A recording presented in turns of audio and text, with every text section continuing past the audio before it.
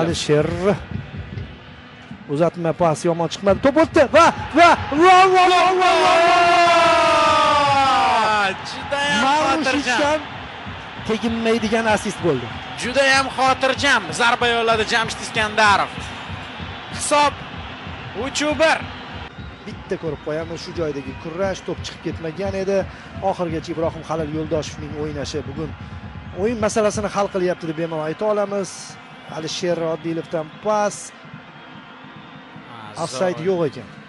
Chunki bu Xayrullo aka menimcha boshqa masala qo'lga to'p tegdi degan ma'noda e'tiroz bildirdi Qizil futbolchilari. Iskandarov esa juda ham xotirjam tarzda to'pni to'xtatdi, menimcha tegmagan. Qo'liga tegmagan.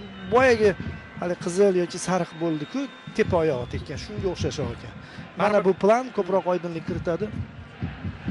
Hech qanaqa oydinlik kiritmadi. Baribir Iskandarovning tajribasi ham sezildi. Hakam VAR bilan suhbatlashyapti. Video assistent referi tizimidagilar qulay kadrni namoyish etishlari kerak. Hop.